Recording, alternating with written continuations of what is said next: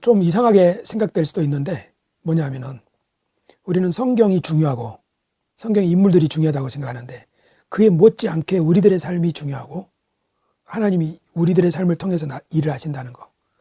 그것을 깨닫고 나니까 우리가 걸어다니는 성경이 아니냐. 사도 바울이가 그리스도의 편지라고 했는데. 그러니까 그 밤새워서 씨름하던 야곱이나 또 여러 번 자지 못하고 쩔쩔매던 바울이나 우리들의 일상이나 똑같은 거로구나. 단 하나님이 이 안에 함께 하신다는 사실 말이에요. 그러니까 우리의 삶이 성경과 동등한 가치가 있다는 사실. 아니 아브라함과 동등한 가치가 있다는 사실. 그러니까 성경은 지금 우리들의 삶을 통해서 씌워지고 있는 거예요. 아브라함도 야곱도 바울도 고생했잖아요.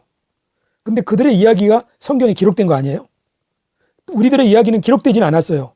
하지만 성경은 우리가 보고 은혜를 받잖아요.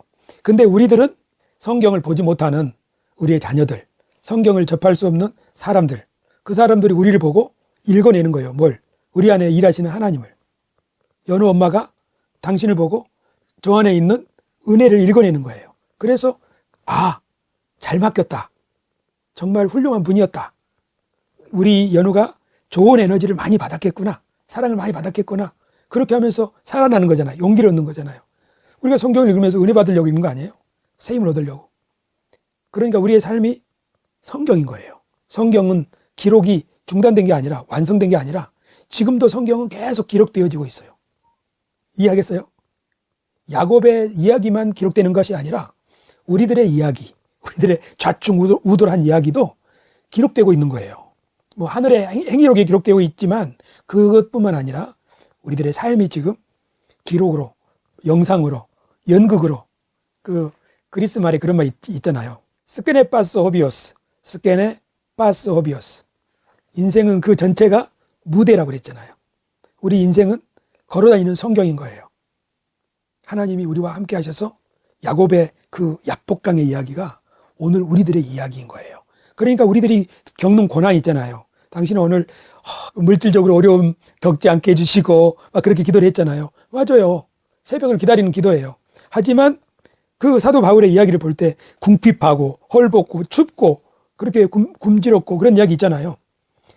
그런 이야기들 속에서 우리가 은혜를 받고 세임을 얻듯이 그 사도 바울의 그 처량한 그 속에 하나님이 계셨던 것처럼 오늘 우리들 속에도 그러니까 우리의 일상의 재발견인 거예요.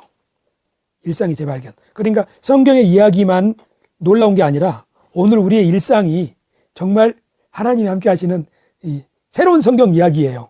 이걸 지금 전달되고 있어요. 그러니까 우리들의 삶 있잖아요. 삶.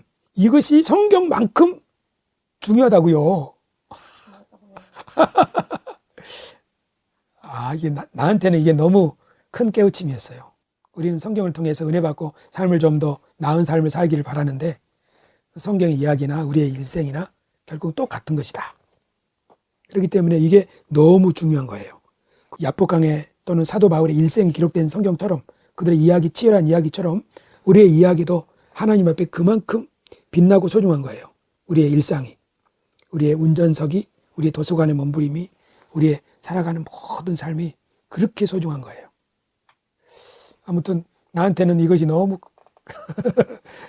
너무 나한테는 신기하고 크고 중요한 깨우침이었어요. 그러니까 아무것도 아닌 게 아닌 거예요. 그러니까 그런 얘기 했잖아요. 우리는 지금 너무 암담하고 사실 사람들이 자기 자신을 규정할 때 너희 아버지 어느 회사 다녀? 우리 아버지 대기업 다녀요. 저 애 아빠는 성공한 사업가예요. 이런 말 듣는 거예요. 어떤 사람은 아무개 어느 교회 목회자예요. 그러니까 우리 타이틀이나 우리 직업이나 그런 것이 우리를 규정하는 거예요. 근데 그걸 잃어버렸을 때는 우리가 없어지는 것처럼 보이잖아요. 모든 사람이 그래요. 은퇴할 때 마찬가지고.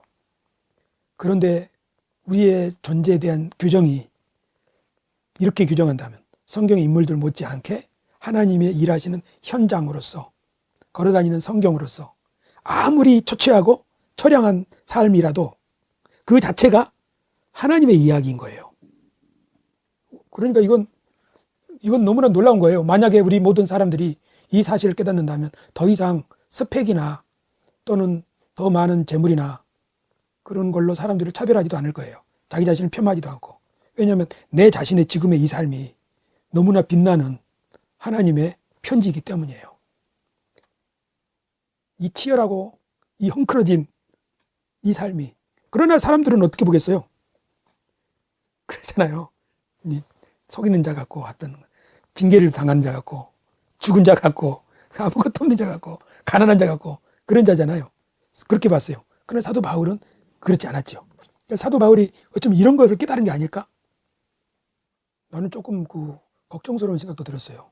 뭐냐면 성경만큼 우리가 귀하다고 하니까 갑자기 성경에 대한 권위가 좀 줄어드는 것처럼 느껴지더라고요. 그 정도로 우리의 삶이 중요하다는 사실을 깨달은 거예요. 가치가 있다는 사실을.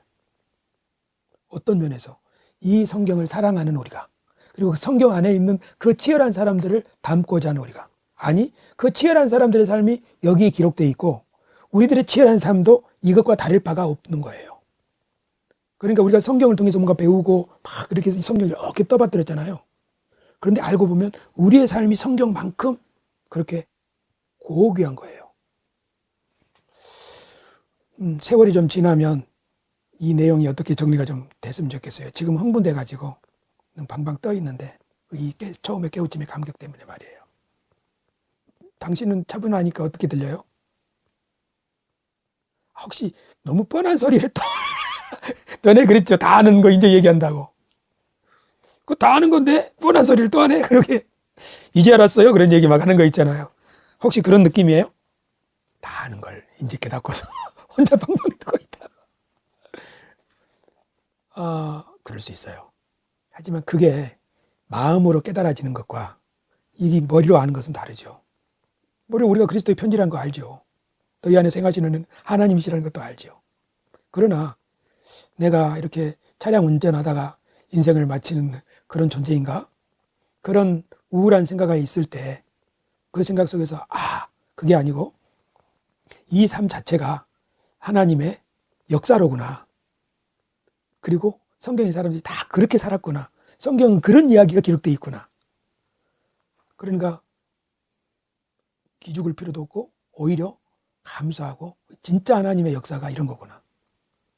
사람들한테 친근하고 사람들을 선대하고 그들은 모를지라도 그들을 위해서 진심으로 축복해주고 기도해주고 그런 거 우리가 해야 되는 일이잖아요.